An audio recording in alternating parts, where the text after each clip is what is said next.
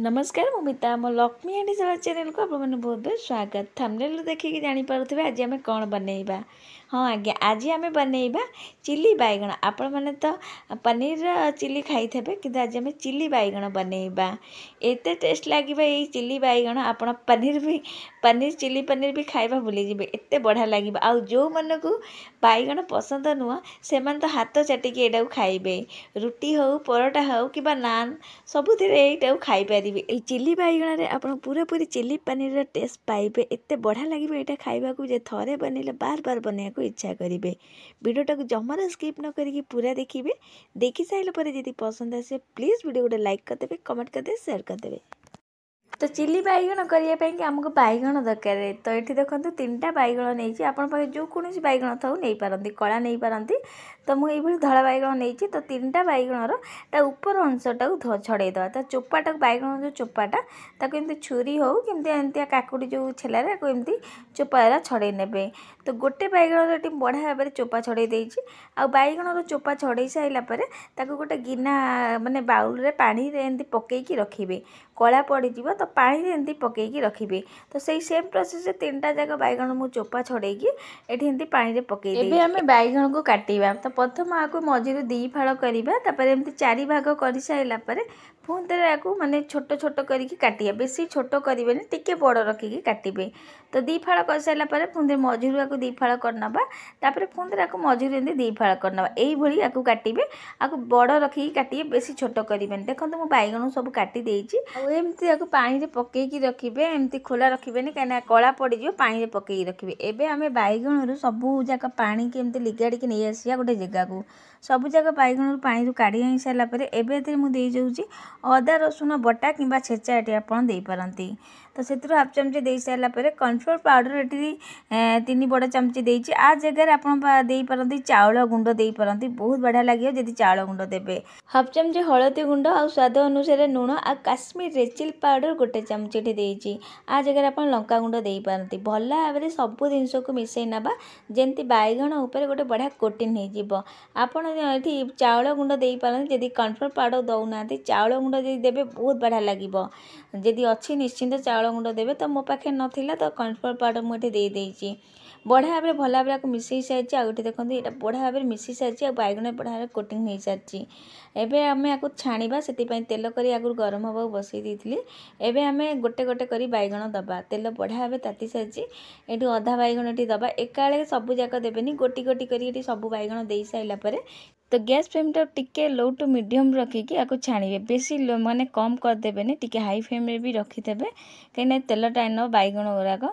तो ये देखो किसी समय पर आपको लौटेबे संगे संगे लौटेबेनि जो पर्यंत बैगण उपर गोटे बढ़िया गोटे कलर सहित गोटे क्रिस्पीनेस आसीनी आई बैगण जदि आप चाउल गुंड देवे ना बहुत बढ़िया लगे बहुत टेस्ट लगे। तो यहाँ को आप एमती भी खाईपर कौन चटुणी सहित आगे देखो यहाँ आमर होगला एबे आपको आम काढ़ीदबा। तो सही सेम प्रोसेस रे बाकी बैगण को भी छाणिकी रेडी करनबा। तो ये देखो मुझे सबू जाक बैगण को छाणिकी रेडी कर सारी ये आम बैगण छणा हो सारी आपको एमती खाइबे बहुत बढ़िया लगे। तो सही सेम कढ़ई रे तेल मु काढ़ी देइछि एबे से अधा तेल अच्छी से कंचा लंका दे दूची काटिक नहीं कंचा लंका और काटिक नहीं रसुण देदेबा ए 2टा भाजी नबा छोट साइज रसुण को 4-5टा पाखुड़ा एमती काटिक नहीं 2टा कंचा लंका देइछि किछि समय भाजी गला परे तापर एठी हमें देदा बड़ लंका जो काश्मीरी लंका एठी देदेबा छोट साइज काश्मीरी लंका को काटिक नहीं एई भली ताकू एठी देदेबा। तापर 2टा बड़ साइज पियाज हबा ता पाखुड़ा गरा एई भली छड़ेकी नहीं। तो पियाज टी कम बेसी करि पारंती आपण पियाज काश्मीरी लंका देकी किछि समय आपको भाजी नबा तापर एठी हमें देदेबा हाफ चामच कम हबा टिके लुण देदेबा आ काश्मीर रेड चिली पाउडर देदेबा हाफ चामच खंडे जोटा राग दबनी बढ़िया कलर दबा आपण एठी दे पारंती लंका गुंड भी। तो ये सब जिनस दे सारा पर एठी टिके गरम मसला निश्चिंत देबे। तो गरम मसला दबा द्वारा बहुत बढ़िया टेस्ट भी आसीबो। तो आप कौन किचन मसला भी दे पारंती किंतु गरम मसला एथे देबे कौन किचन मसला न दे गरम मसला देबे। तो ये सब जिनस देकी किछि समय भाजी नबा। तो मुझे गरम मसला और काश्मीर रेड चिली पाउडर 2टाक सांग करके दे देइछि। तो किछि समय सब जिनस को मिसई नबा भाजी नबा भल भाव में। तो ये देखो किछि समय भाजिला परे जो काश्मीरी लंका पियाज बढ़िया भाव में दर सीझा हो सारी।